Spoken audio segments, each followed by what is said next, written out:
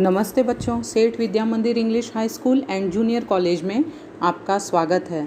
मैं शिल्पा उपाध्याय, विषय हिंदी, कक्षा 12वीं। तो बच्चों, हमारा चैप्टर 8 सुनो किशोरी हम पढ़ रहे थे। आगे हम इस पाठ की जानकारी लेते हैं और इस पाठ को पढ़ लेते हैं। मेरी राय में रचना को और उसके दोस्त को तब तक धैर्य से प्रतीक्षा करनी चाहिए, इस बीच वे पूरे जतन के साथ एक दूसरे के लिए स्वयं को तैयार करें। बिना तैयारी के जल्दबाजी में पढ़ाई के बीच शादी का निर्णय लेना केवल बेवकूफ़ी ही कही जा सकती है, क्रांति नहीं। ऐसी कथित क्रांति का असफल होना निश्चित ही समझना चाहिए। इतनी जल्दीबाजी में तो किसी छोटे से काम के लिए उठाया कोई छोटा कदम भी शायद ही सफल हो। यह तो ज़िंदगी का अहम फैसला है। तो बच्चों, यहाँ माँ सुगंधा को अपनी राय देती हैं। कहने का तात्पर्य यह है कि आप कॉलेज में पहुँचे और कॉलेज में पहुँचते ही किसी के प्रति आकर्षित हुए और तुरंत फैसला कर लिए कि अब शादी करनी है, तो यह बेवकूफ़ी भरा कदम होता है।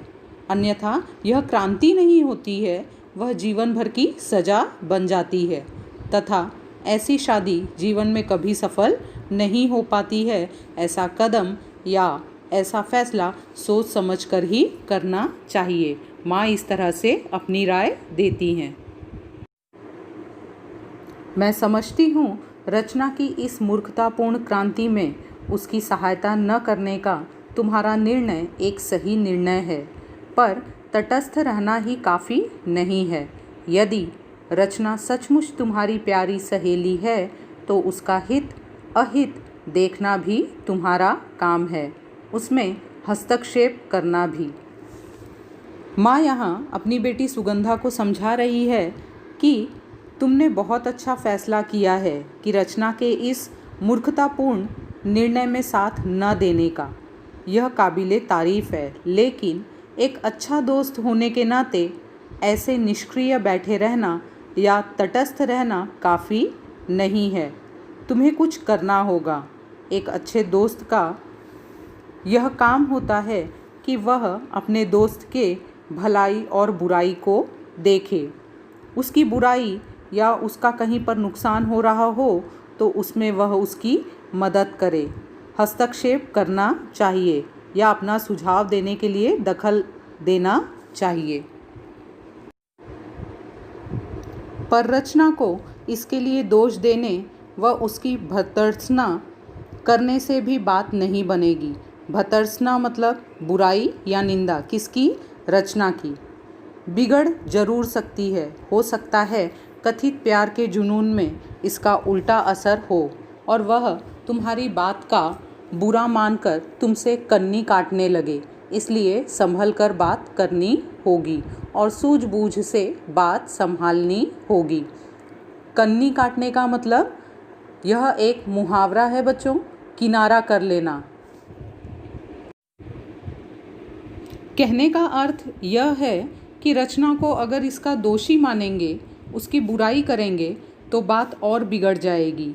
इन सारी बातों का वह तुमसे बुरा मान जाएगी और तुमसे कन्नी काटने लगेगी। इसका अर्थ है साथ छोड़ देना। यह एक मुहावरा है। ऐसी परिस्थिति में बड़े ही सावधानी से कदम उठाने होंगे। दोष अकेली रचना का है भी नहीं। दोष उसकी नासमझ उम्र का है या उसके उस परिवेश का है जिसमें उसे संभल कर चलने के संस्कार नहीं दिए गए हैं। यह उम्र ही ऐसी है जब कोई भावुक किशोरी किसी युवक की प्यार भरी मीठी मीठी बातों के बहकावे में आकर उसे अपना सब कुछ समझने लगती है और कच्ची रोमानी भावनाओं में बहकर जल्दबाजी में मूर्खता कर बैठती है। पछतावा उसे तब होता है जब पानी सिर से गुजर चुका होता है। कहने का अर्थ यह है बच्चों कि रचना का पालन पोषण ऐसे वातावरण में हुआ कि उसे अच्छे और बुरे की सीख ना दी गई हो और कोई गलत कदम उठा लेने के बाद और समय बीत जाने के बाद पछतावा होता है। इसलिए ऐसी नौबत ना आए उसके पहले ही सचेत होना चाहिए। इस अल्हड़ उम्र में अगर वह लड़की अपने परिवार के स्नेह संरक्षण से मुक्त है, आज़ादी के नाम पर स्वयं को ज़रूरत से ज़्यादा अहमियत देकर अंतर्मुखी हो गई है, तो उसके फिसलने की संभावना अधिक बढ़ जाती है। अंतर्मुखी का मतलब अर्थ है बच्चों, अपने भीतर झांककर सोचना, यानी अपने ही बारे में सोचना। अल्हड़ यानी भोली भाली उम्र। अपने में अकेली पड़ गई लड़की जैसे ही किसी लड़के के संपर्क में आती है, उसे अपना हमदर्द समझ बैठती है और उसके बहकने की, उसके कदम भटकने की संभावना और भी बढ़ जाती है। लगता है अपने परिवार से कटी रचना के साथ ऐसा ही है।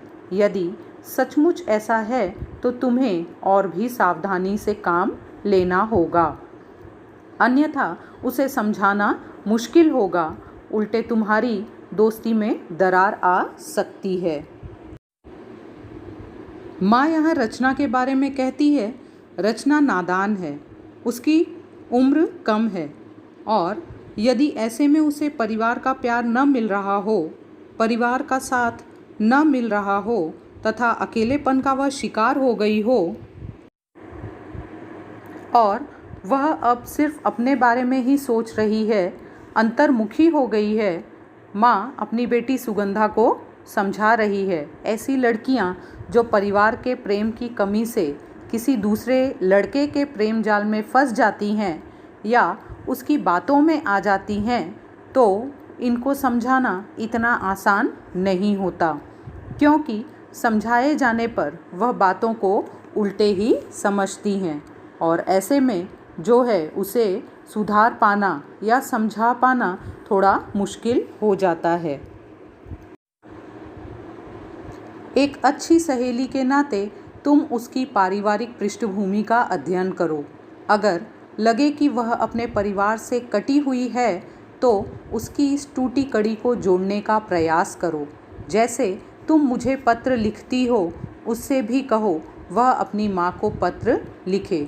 अपने घर की भाई बहनों की बातों में रुचि ले, अपनी समस्याओं पर माँ से खुलकर बात करे और उनसे सलाह ले। यदि उसकी माँ इस योग्य न हो तो वह अपनी बड़ी बहन या भाभी से निर्देशन ले। निर्देशन का अर्थ है सलाह ले, उनसे बातचीत करे। यह भी संभव ना हो तो अपनी किसी समझदार सहेली या रिश्तेदार को ही राजदार बना ले। अपने मन की बात को बताए, राजदार बना ले। घर में किसी से भी बातचीत का सिलसिला जोड़कर वह अपनी समस्या से अकेले जूझने से निजात पा सकती है। निजात यानी छुटकारा पा सकती है, उपाय मिल सकता है। नहीं तो तुम तो हो ही। ऐसे समय वह तुम्हारी बात न सुने, तुम्हें झटक दे, तब भी उसकी वर्तमान मनोदशा देखकर तुम्हें उसकी बात का बुरा नहीं मानना है। उसका मूड देखकर उसका मन टटोलो और उसे प्यार से समझाओ। माँ यहाँ सुगंधा को रचना के लिए समझाने की बात कहती हैं। एक अच्छी सहेली के नाते तुम उसके परिवार का बैकग्राउंड पता करो और उसके परिवार के साथ उसे जोड़ने का प्रयास करो और वह अपने परिवार में माता पिता या भाई बहन से या भाभी से अपनी समस्या पर खुलकर बात करे, ऐसा उसे समझाओ। अपने प्रसंग को बताओ तो उसे निश्चित ही सही मार्गदर्शन या सुझाव मिलेगा। हार मत मानो तथा निराश मत हो, ऐसा माँ यहाँ पर सुगंधा को रचना के लिए समझाती हैं। एक शुभ चिंतक सहेली के नाते ऐसे समय तुम्हें उसे इसलिए अकेला नहीं छोड़ देना है कि वह तुम्हारी बात नहीं सुनती या तुम्हारी बात का बुरा मानती है। तुम साथ छोड़ दोगी तो वह और टूट जाएगी। अकेली पड़कर वह उधर ही जाने के लिए कदम बढ़ा लेगी जिधर जाने से तुम उसे रोकना चाहती हो। यहीं पर तुम्हारे धैर्य और संयम की परीक्षा है। धैर्य का अर्थ होता है बच्चों सब्र, संयम, स्वयं पर नियंत्रण रखने की कोशिश करना। माँ सुगंधा से कहती है कि हो सकता है रचना तुम्हारी बात ना माने, फिर भी तुम्हें कोशिश करते रहना है और हौसला रखना है। अगर ज़रूरी समझो तो सहेली के कथित दोस्त या प्रेमी लड़के से भी किसी समय बात कर सकती हो। उसकी मंशा जानकर उससे अपने सहेली को अवगत करा सकती हो या आगाह कर सकती हो। यहाँ बच्चों दिया है मंशा, यानी उसकी इच्छा जानकर उसे अपनी सहेली को उससे अवगत करा सकती हो। आगाह यानी सचेत कर सकती हो।